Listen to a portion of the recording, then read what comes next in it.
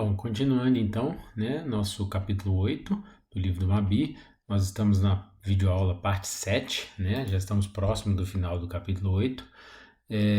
Nós falamos na videoaula anterior sobre a aplicação do método gráfico para fazer análise de velocidade e aceleração, e nós resolvemos um exemplo de um mecanismo, né, que foi o exemplo 8.8, onde eu tinha um mecanismo onde só tinha pares cinemáticos inferiores e não existia a componente de Coriolis, né? O RAI não estava variando em nenhuma das barras e não existia a componente de Coriolis.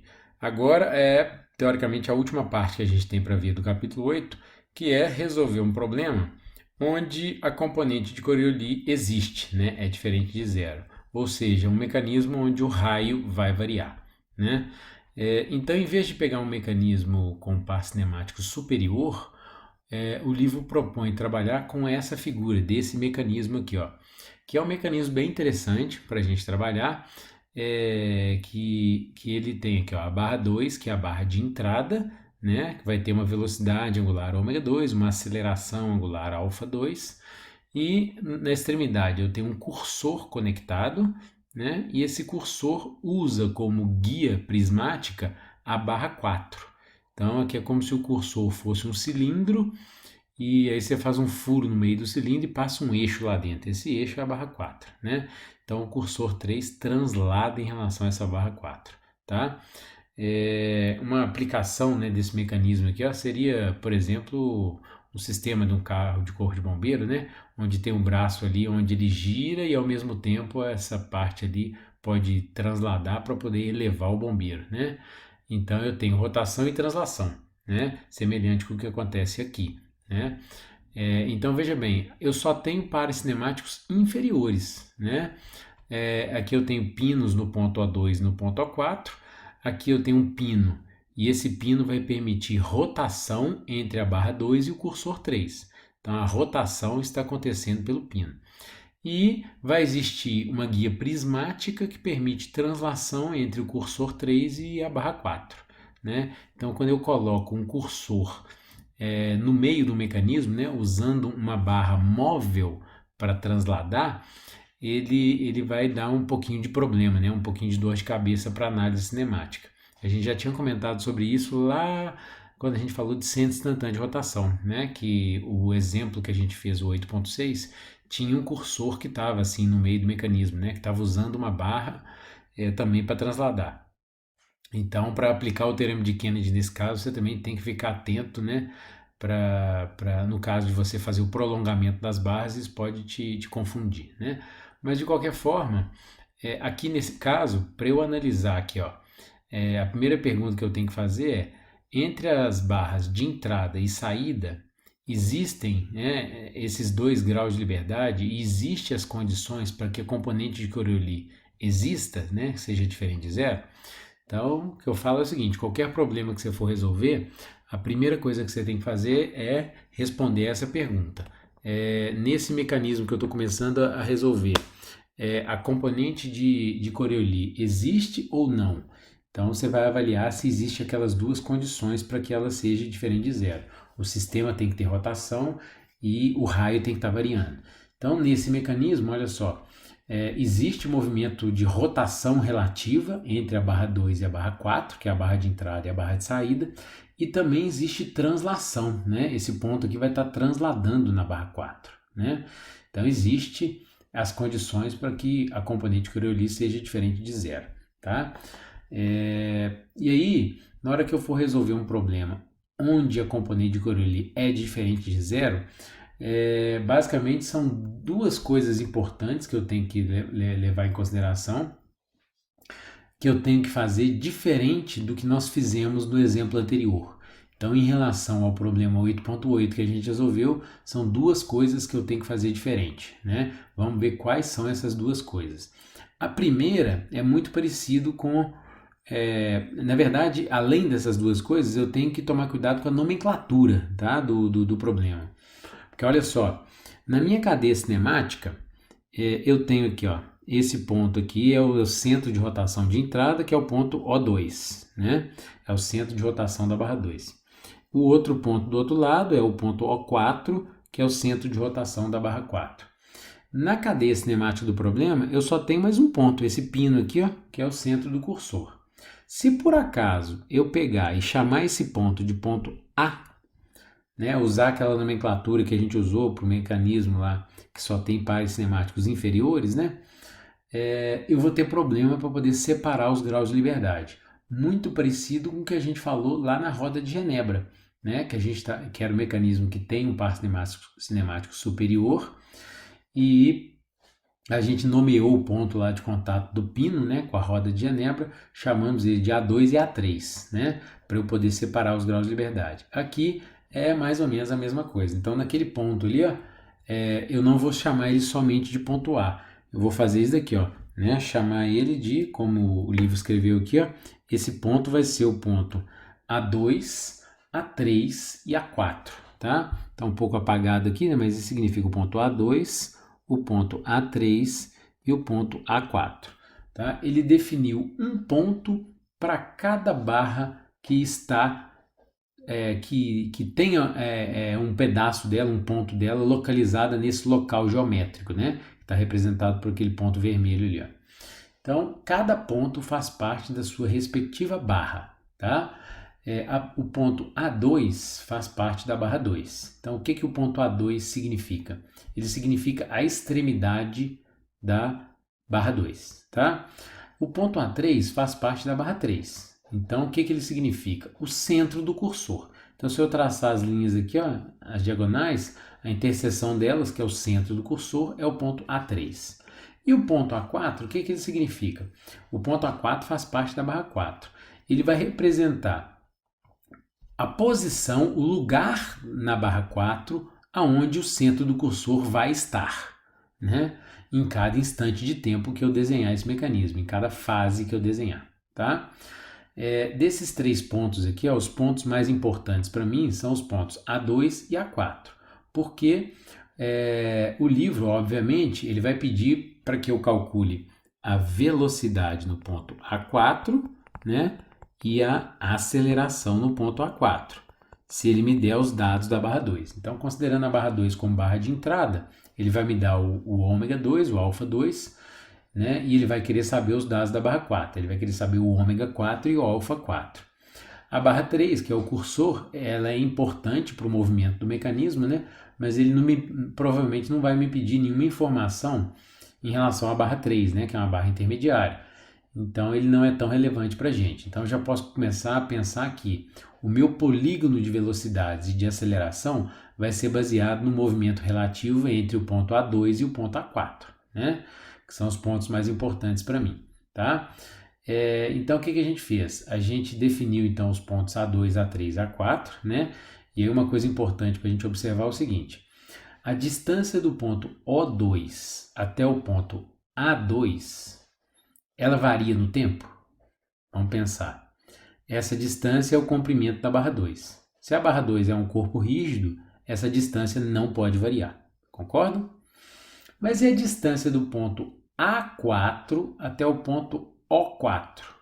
Essa distância varia no tempo? Varia, né? Porque o cursor vai estar andando em cima da barra, né?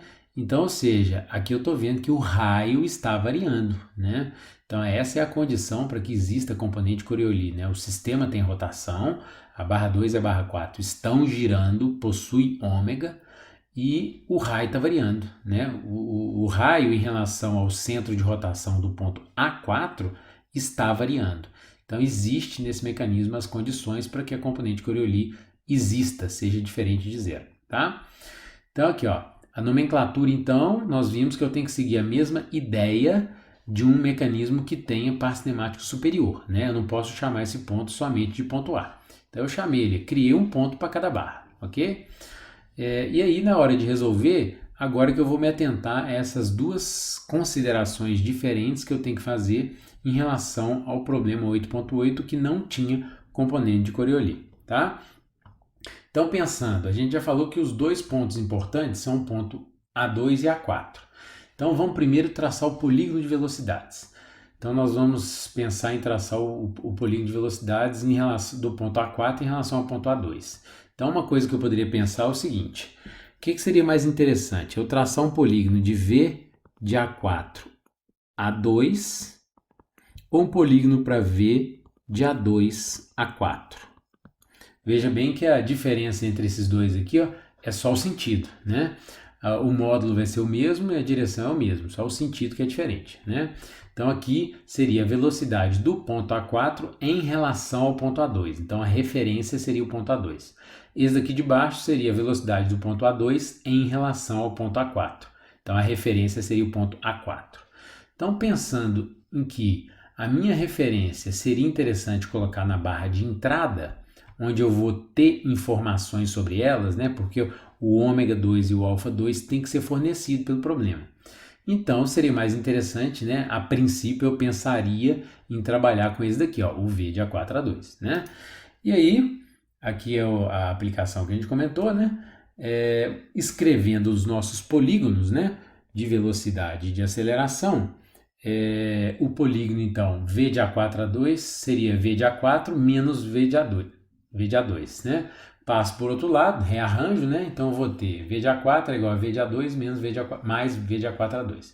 O polígono de velocidades a gente conseguiria desenhar e resolver sem maiores dificuldades, tá? Seria muito parecido com o que a gente já fez até então, tá? Lembrando que a velocidade V de A4A2, né? O movimento relativo aqui, ó, né? V de A4A2. Então, se eu fosse analisar qual que seria a direção do vetor V de A4A2, seria a direção da barra, né? Porque é o movimento relativo que está acontecendo do ponto A4 em relação ao ponto A2, né? É o movimento, né, ali do ponto transladando para o lado do outro. O vetor velocidade vai ter que estar na direção da barra. O vetor V de A4 é perpendicular à barra 4 e o vetor V de A2 perpendicular à barra 2. Então eu conheço a direção desses três vetores e o vetor V de A2 eu consigo calcular o módulo. Então as incógnitas são esses dois caras aqui, ó. Então as regrinhas lá para poder conseguir traçar o polígono estão todas satisfeitas. Quando eu passar para aceleração, eu vou ter, né, aqui, ó, só mudar a letra V para a letra A. Então, a aceleração no ponto A4 é igual à aceleração no ponto A2 mais A de A4A2. E aí, para a aceleração, eu tenho que decompor os componentes, né? Então, o A de A4 eu vou decompor na direção normal e tangencial. Depois, o A de A2 eu também vou decompor na direção normal e tangencial. E por último, eu vou decompor o vetor aceleração relativa. A primeira grande diferença que eu tenho que atentar é o seguinte: na decomposição do vetor aceleração relativa, ela vai ter que entrar a componente Coriolis, tá?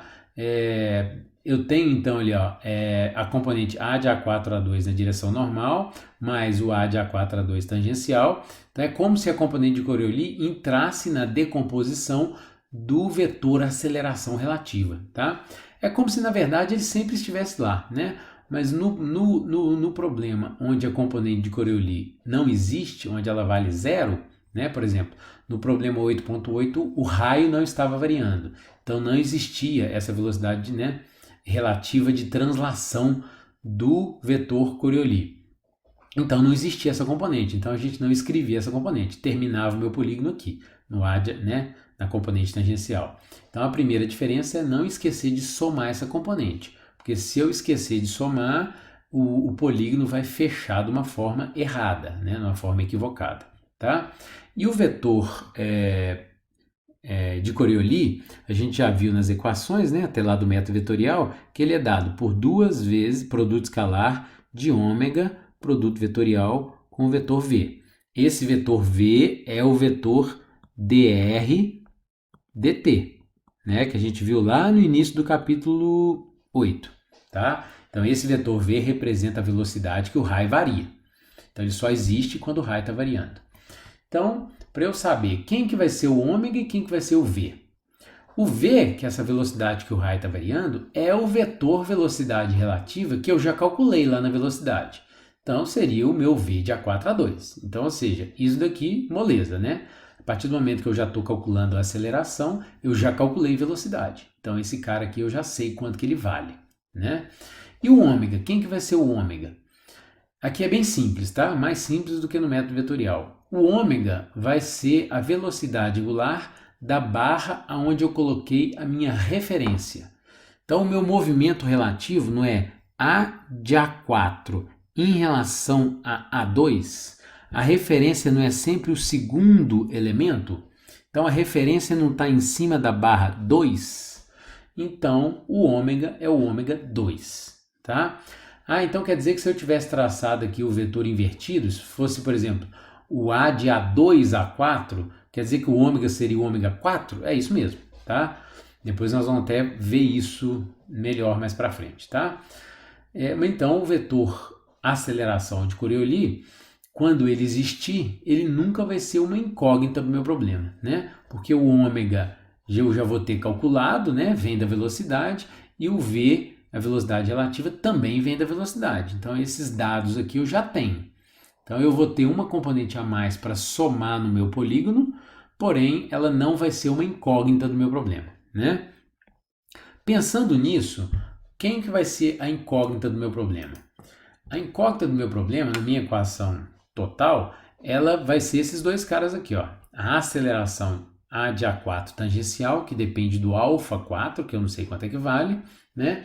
E essa componente A de A4 A2 na direção tangencial, né? A componente tangencial eu não tenho o valor dela.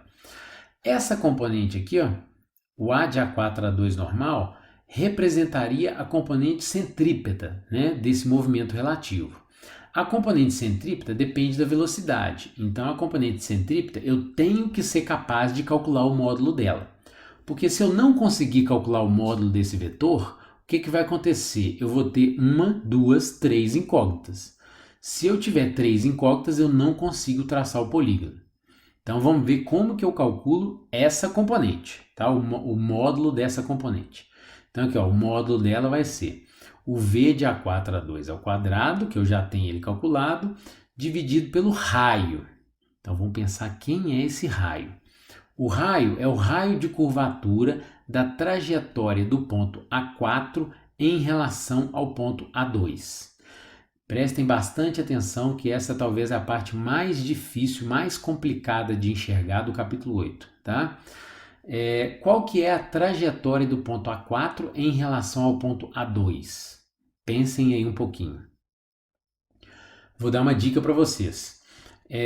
Eu não posso observar essa trajetória do meu sistema inercial. O que é o sistema inercial? Se eu estiver do lado de fora do mecanismo, observando de fora, eu jamais vou conseguir enxergar essa trajetória. Para eu conseguir enxergar, eu tenho que entrar dentro do problema. Faz de conta que eu construí esse mecanismo bem grande, de tal forma que eu consiga subir em cima das barras e observar o movimento das barras em cima dela, tá? Então, o movimento que eu quero saber é o seguinte: qual que é o raio de curvatura da trajetória do ponto A4, que está localizado na barra 4, em relação ao ponto A2? A minha referência é a barra 2. Então, você vai ter que subir em cima da barra 2. Então, imagine esse mecanismo bem grande, você subiu em cima da barra 2 e você chegou aqui, ó, lá na extremidade da barra 2 e vai observar como que o ponto A4 se desloca. É uma trajetória extremamente difícil de enxergar. O que o livro fez para tentar mostrar essa trajetória? Ele desenhou essa figurinha aqui, ó, tá lá no capítulo 8, onde olha o que ele fez. Se a referência é a barra 2, ele engastou a barra 2. Está vendo que a barra 2 está toda engastada, presa ao solo? E ele liberou esse ponto A4, né? Então, com esse ponto A4 liberado, então, teoricamente, com a barra 2 toda engastada, o cursor poderia girar e essa barra aqui poderia transladar lá dentro, né?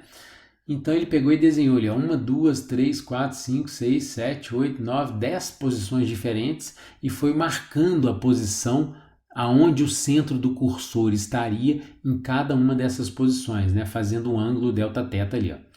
E aí, essa trajetória que ele marcou aqui, ó, que tem um raio variável, né?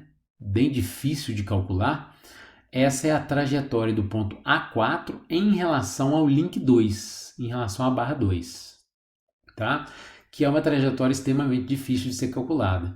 Então, para eu resolver esse problema, eu vou ter que fazer a segunda diferença do que nós resolvemos para o exemplo 8.8, tá? Só que antes de ver essa segunda diferença, eu vou mostrar um vídeo para tentar mostrar para vocês essa trajetória, tá? Porque essa trajetória é muito difícil de enxergar. Eu acredito que a maioria de vocês deve estar aí sem entender da onde que ele tirou essa curva, tá?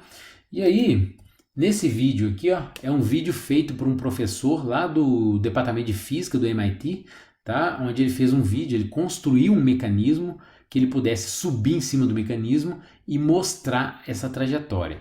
Então eu vou dar um play aqui para a gente começar a ver o vídeo e vou descrevendo, né, o que é importante para a gente. Bom, então ele construiu, né, uma plataforma giratória. Vamos observar aqui no vídeo. Então tá vendo? Ele construiu uma plataforma giratória de tal forma que ele pudesse ficar sentado de um lado, um outro aluno, né, um auxiliar dele sentado do outro lado. Essa é uma plataforma giratória, ela gira nesse centro aqui, ó, né? E aí ele está arremessando a bolinha de um para o outro. Enquanto ele está parado, né? Vou pausar o vídeo aqui para explicar. Enquanto ele estava parado, sem girar a plataforma, quando ele arremessava a bolinha, o raio variava, né? Ou seja, a distância da bola até o centro de rotação variava, porém, como eles estavam parados, não existia componente Coriolis. Agora ele pegou e colocou para girar. Então a plataforma está girando e agora ele vai arremessar a bolinha, tá? Primeiro ele está mostrando o que vai acontecer dessa posição e depois ele vai mostrar a câmera que interessa para a gente. A câmera que interessa para a gente é uma câmera que vai fazer uma filmagem de cima, tá? Uma vista superior. E vocês vão observar que ele vai fazer duas observações. Uma observação, ele vai pegar a câmera presa no teto da sala. Então a câmera vai estar presa no teto, ela vai estar num sistema inercial, ela não vai movimentar junto com a plataforma. E aí vocês vão observar qual que é a trajetória que a bola vai fazer. Depois ele vai pegar, ele não deu para ver muito bem como, mas ele deve ter colocado uma haste aqui, ó, para poder prender essa câmera na plataforma, de tal forma que quando a plataforma girasse, a câmera girasse junto. E aí ele iria sair do sistema inercial e entrar no sistema local do problema, que foi o que eu pedi para vocês fazerem, né? Subir em cima do mecanismo e observar como que ele vai se movimentar lá de cima e não de um sistema inercial. Então vamos observar. Então ali, ó, ele está arremessando, né? Ali, ó. Quando ele pega e arremessa a bola, na hora que a bola chega no outro, o outro já não está lá, né? Porque ele está girando, né? Esse é o princípio do efeito Coriolis, né? Agora a vista de cima, a câmera está presa no teto. Então vamos observar a trajetória da bola. Ele vai fazer, aí ó, agora esse arremesso. Ele vai arremessar. Qual que foi a trajetória da bola? Vai repetir em câmera lenta. Qual é a trajetória que a bola teve? Na dúvida, ele vai repetir novamente, colocando uma linha tracejada. A trajetória da bola é uma reta. Agora ele vai sair do sistema inercial e entrar no sistema local. Observem. Conseguiram ver a trajetória da bola? Conseguiram enxergar essa curva? Agora ele vai fazer em câmera lenta. Olha a trajetória da bola. Agora colocando a linha tracejada. Estando no sistema local, eu consigo enxergar essa trajetória curva. Essa trajetória curva nada mais é do que essa curva que ele marcou aqui nessa figura, tá? Então isso daqui que representa essa curva que nós vimos nesse vídeo, né? Que representa essa curva que eu necessito calcular o raio, que é uma curva extremamente difícil, né? De determinar o raio, tá? Então, depois ele ainda mostra um pouquinho, né? Brinca ali, ó. Se eu colocar uma vista superior, né? O que vai acontecer, né? Uma vista superior, não, uma vista de frente, né? Ele mostra lá que a bola parece que por mágica ela desvia, né? Da direção da pessoa, né? E ele brinca um pouquinho também com a plataforma que ele criou, né? E por último, né? Ele vai fazer um vídeo mostrando que ali, ó, aqui ele mostra também invertendo o sentido de rotação, inverte o sentido da curva, né? Obviamente, né? E por último, né? Ele vai mostrar que com o tempo a gente consegue se adaptar ao efeito Coriolis, né? Então ali, ó, ele vai começar a girar com uma velocidade mais baixa, mas o que ele faz? Na hora que ele arremessa a bola, ele vai arremessar no ponto futuro, né? Ele não arremessa no ponto onde a pessoa está, ele vai arremessar no ponto futuro, né? E aí você consegue se adaptar a esse efeito Coriolis, mostrando que o efeito Coriolis pode ser ajustável, tá? A gente vai discutir isso na nossa próxima videoaula, tá? Aplicações desse, né? Onde que esse efeito Coriolis é importante a gente analisar e como que eu consigo ajustar esse efeito Coriolis, tá? Então, entendido, né? Essa curva, né? A gente vai falar agora da segunda diferença que eu tenho que fazer na hora de resolver esse problema. Qual que é essa segunda diferença em relação ao exemplo 8.8, que era um mecanismo onde eu não tinha componente Coriolis? Essa segunda diferença vai ser inverter o meu polígono. Pode parecer uma coisa meio boba, mas vamos observar como que isso resolve o meu problema. O que seria inverter o meu polígono? Inverter a referência, né? Mas peraí, lá no início você falou que era mais interessante fazer o vetor V de A4 A2, por que agora nós vamos fazer o V de A2 A4? Nós fizemos o V de A4 A2 porque nós pensamos a princípio que colocando a nossa referência na barra de entrada seria melhor. Mas o problema está mostrando para a gente que não é verdade, né? Por quê? Se eu colocar a referência na barra de saída, na barra 4, na barra 4 é onde está acontecendo a translação. Então, para velocidade, não muda nada, tá? Na prática, o que vai mudar é que esse vetor vai ter um sinal trocado, né? Porque a magnitude e a direção é a mesma, né? Chegando aqui para a aceleração, eu vou fazer a mesma coisa, decompor os meus vetores, lembrando que na hora de decompor a aceleração relativa, eu tenho que somar a componente Coriolis. Repare que a Coriolis, o ômega agora virou ômega 4. Igual a gente tinha falado, né? A referência não está na barra 4, então o ômega é o ômega 4. E a velocidade é a velocidade relativa que eu calculei anteriormente, o V de A2 A4. E aí, vamos naquele problema nosso. Quais são as incógnitas do meu problema? As incógnitas vão ser o A de A4 tangencial e o A de A2 A4 tangencial. Esse cara aqui, ó, o bendito, né? A de A2 A4 normal, que seria centrípeta, para calcular ele, eu vou pegar a velocidade relativa ao quadrado dividido pelo raio. Agora vamos observar quem vai ser esse raio agora. Eu inverti a minha referência. Então agora o R é o raio de curvatura da trajetória do ponto A2 em relação ao ponto A4. Vamos observar no meu mecanismo aqui, ó, o que eu tenho que fazer. Agora eu tenho que sair da barra 2 e subir em cima da barra 4. Então pensa nesse mecanismo bem grande de tal forma que você consiga subir em cima da barra 4. Ou então você pensa que a barra 4 está toda engastada ao solo, né? Como que você vai conseguir observar o ponto A2 se movimentando? A barra 4 está engastada. Como que você vai observar o ponto A2 se movimentando? Ele vai estar passando para um lado para o outro, não vai? Ele vai estar transladando, concorda? Um movimento de translação, quanto que vale o raio? Infinito. Se o raio vale infinito, essa componente vai valer zero. Essa componente valendo zero, resolve o meu problema, né? Eu sumo com essa componente e aí eu só tenho duas incógnitas no meu polígono. Com essas duas incógnitas eu consigo resolver o meu problema e está solucionado. Ok? Parece simples, né? Mas é exatamente isso. Ok? Talvez uma última dúvida que possa passar na cabeça de vocês é o seguinte. Quando a gente estava falando do vetor V de A2 A4 em relação ao vetor V de A4 A2, né? Aqui, ó, o V de A2 A4 em relação ao V de A4 A2, eles têm a mesma magnitude, a mesma direção e o sentido contrário, certo? Aí você pode achar uma coisa estranha, mas espera aí. Quando eu tracei aquele outro polígono que eu tinha o A de A4 A2 normal, o valor dele era diferente de zero. Por que essa componente agora, o A de A2 A4 normal, ela vai valer zero? Não teria que ter o mesmo módulo e a mesma direção e mudar só o sinal? Né? Essa dúvida pode passar na cabeça de vocês. A resposta é o seguinte. Quem tem que ter o mesmo módulo e a mesma direção, só mudar o sinal, não é cada uma dessas componentes, tá? O que tem que ter o mesmo módulo e a mesma direção é a componente total. Então, se eu falar aqui, ó, o A de A2A4 em relação ao A de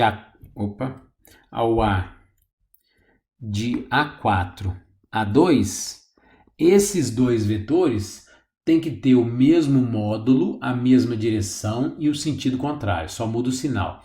Mas na hora que eu pegar para desmembrar as componentes, não necessariamente cada componente tem que ter o mesmo valor. A prova disso é que a componente de Coriolis vai mudar, não vai? Lá naquele outro polígono eu tinha 2 vezes ômega 2 VEC V de A4A2. O V de A4A2 e o V de A2A4 é igualzinho, mas o ômega 4 muda, ele varia, né? Então essa variação compensa a variação dessa componente aqui, ó, tá? Essa componente o A de A2A4 tangencial é a única que vai ser realmente igual em módulo, tá? Mas essas duas se invertem, tá? Se invertem não, né? Vão ter essa diferença. Então essa é a explicação, né? Essas duas componentes, a componente total antes de eu decompor, tem que ter o mesmo módulo e a mesma direção, só muda o sinal. Mas as componentes separadas, né, decompostas dele, não tem essa obrigatoriedade de ser igual não, ok? E aí com isso, né, essa componente deu igual a zero, aí eu consigo resolver o meu problema, tá? O livro resolveu o exemplo 8.9, que ele pegou exatamente esse mecanismo e inverteu ele, girou ele 90 graus, tá? E resolveu ele. Eu acho que é um ótimo exercício para vocês tentarem resolver, né? Já que a gente entendeu a diferença na solução, e praticar para saber se vocês entenderam mesmo, tá certo? E com isso a gente acaba, né, a teoria do capítulo 8, tá? A gente vai ter apenas mais uma videoaula, onde a gente vai falar sobre efeito Coriolis. E aí é um assunto que está extrapolando o conteúdo do livro, tá? Porque é um assunto bem interessante a gente falar sobre efeito Coriolis, para a gente finalizar aí com chave de ouro esse conteúdo aí do capítulo 8, ok?